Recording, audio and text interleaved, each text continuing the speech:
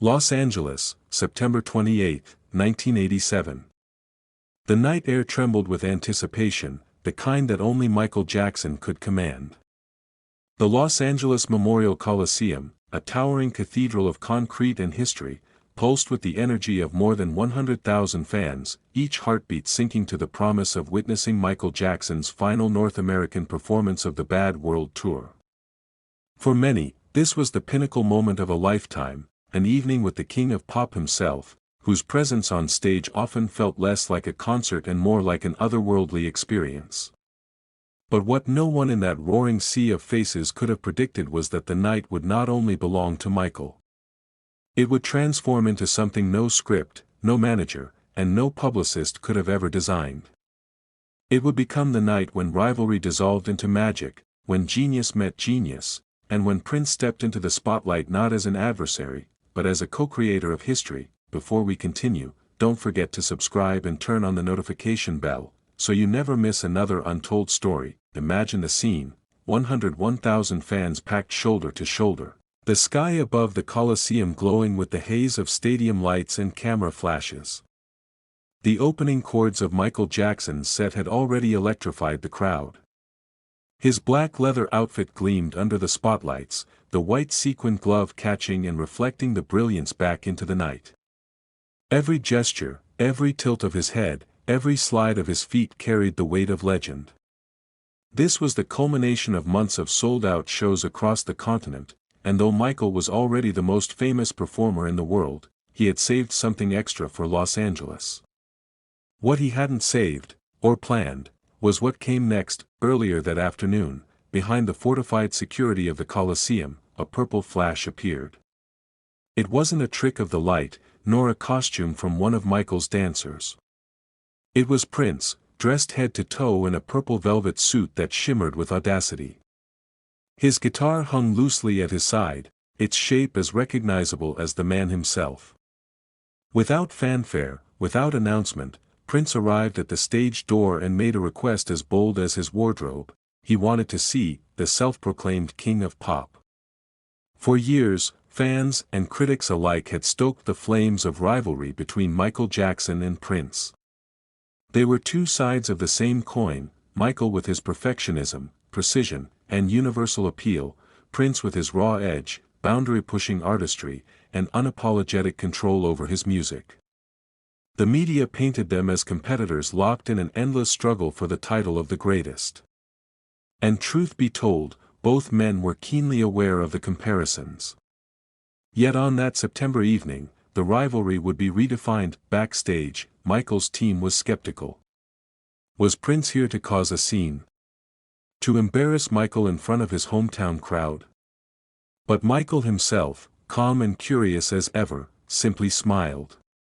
He knew greatness when it stood before him, and he had never feared sharing a stage.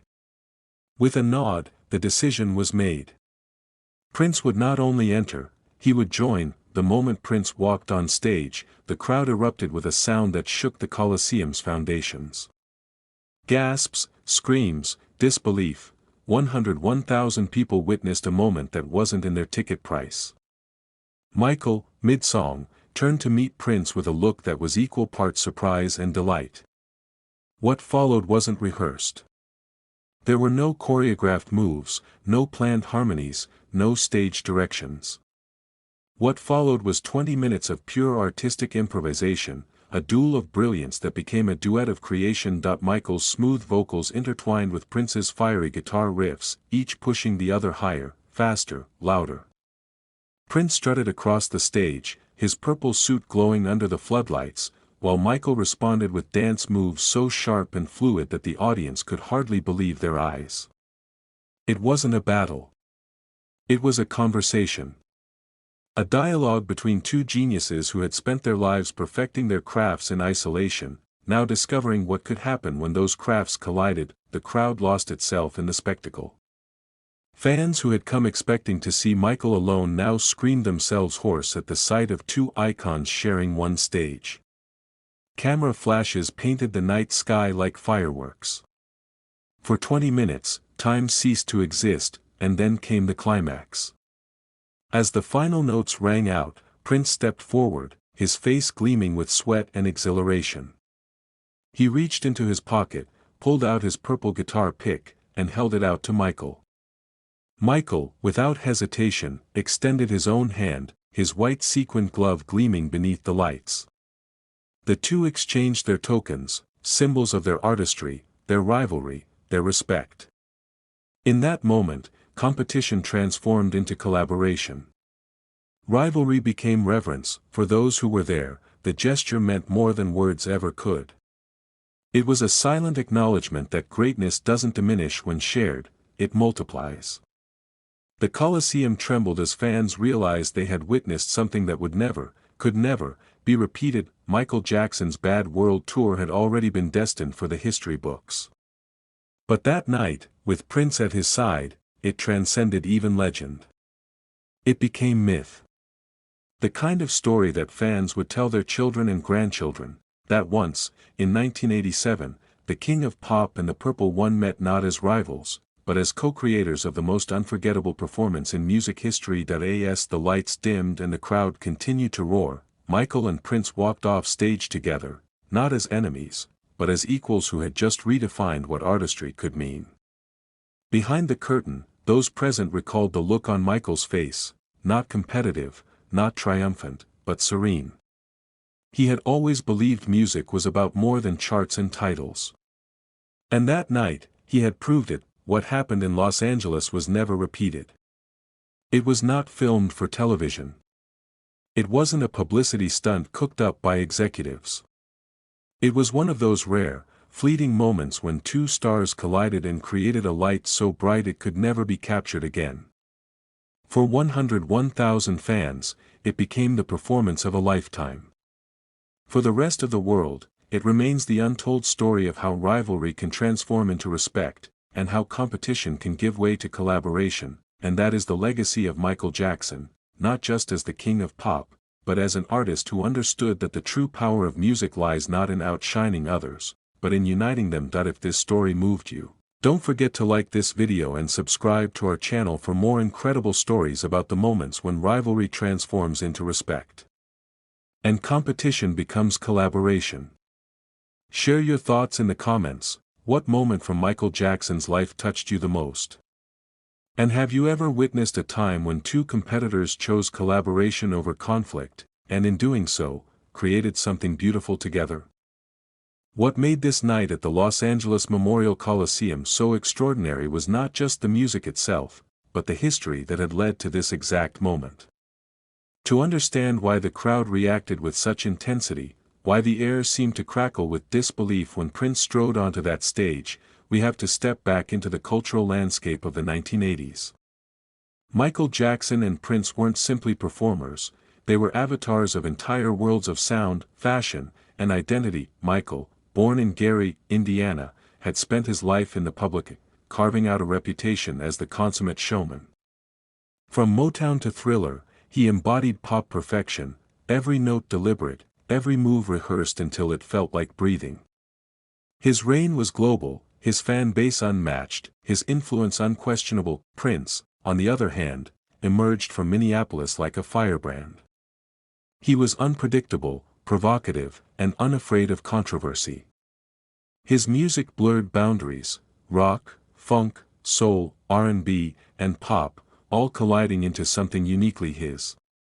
While Michael mastered the stage with choreography and charisma, Prince ruled it with raw sexuality, guitar wizardry, and an almost rebellious disregard for convention. The media seized on these contrasts and magnified them into a narrative of rivalry. Every chart-topping single, every sold-out stadium, every award show appearance became ammunition for the debate: who was greater, Michael Jackson or Prince? For years, fans argued passionately, journalists speculated endlessly, and both artists, whether they admitted it or not, felt the pressure of comparison. By 1987, Michael was on top of the world with his Bad World Tour, the first solo world tour of his career. It was an ambitious, record-breaking endeavor, stretching across continents, drawing millions of fans, and setting the standard for what a stadium tour could be. The Los Angeles Memorial Coliseum was not just another stop. It was the crown jewel of the North American leg, a monumental send-off before the tour ventured abroad. Tickets had sold out within hours, and the scale was unlike anything the city had seen. Prince, meanwhile, had spent the mid-80s redefining his artistry. After the global phenomenon of Purple Rain, he could have coasted. Instead, he pushed harder, releasing music that challenged both listeners and industry norms.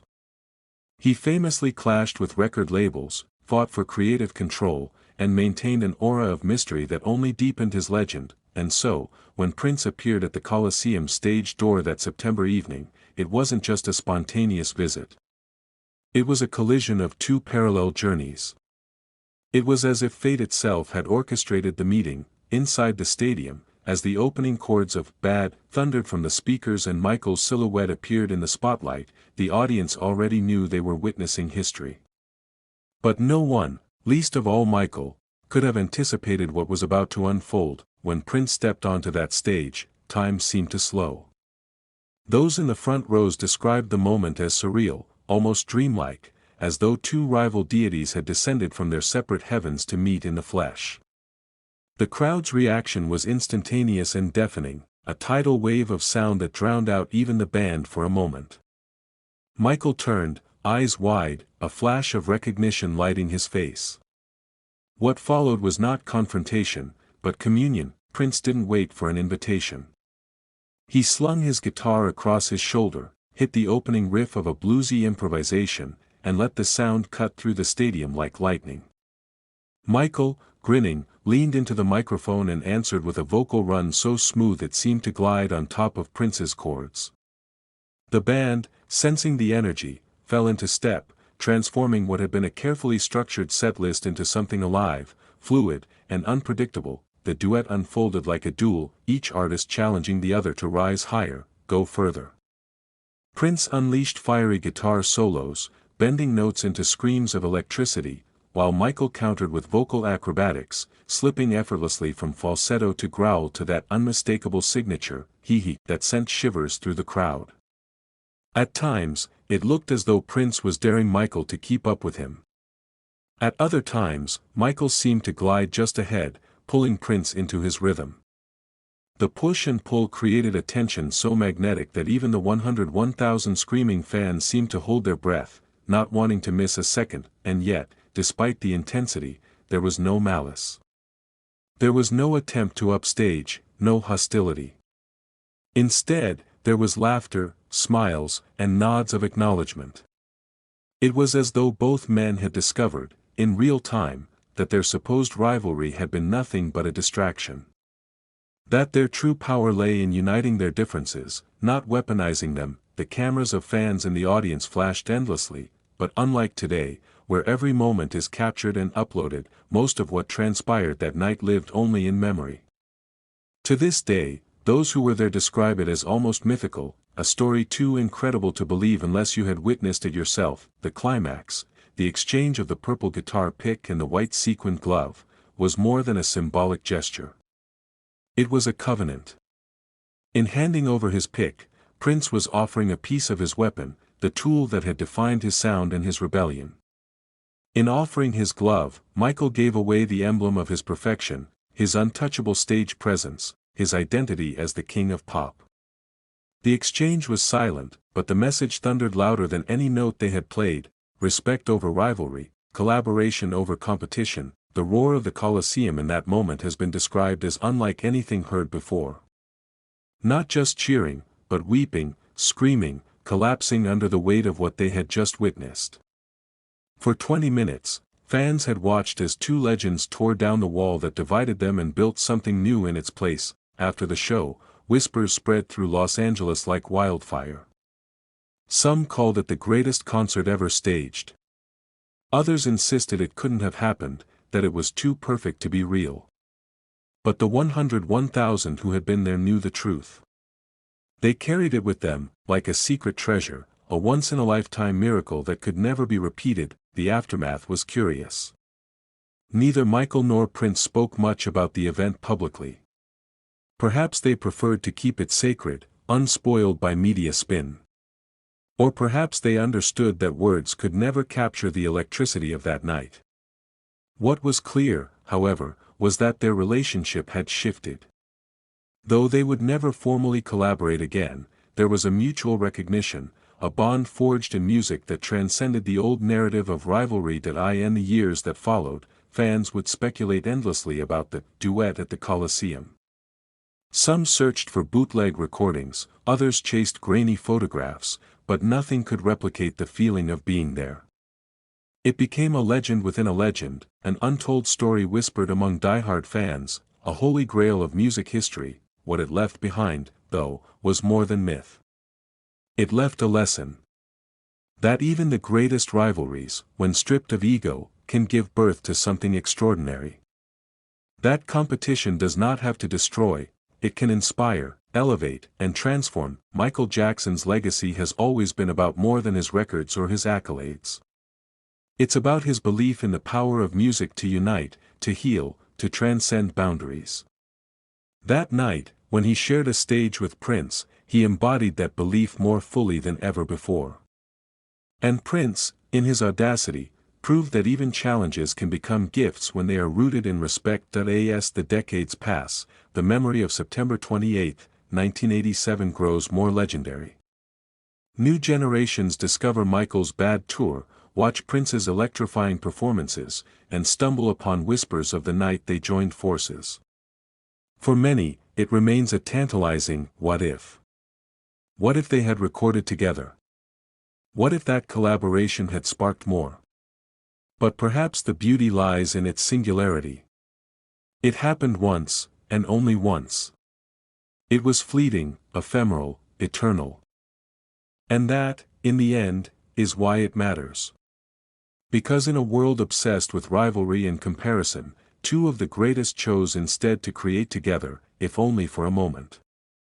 Because they reminded us that the most powerful performances happen not when artists fight for the crown, but when they lift each other up and share it. Michael Jackson and Prince, two names forever etched in music history.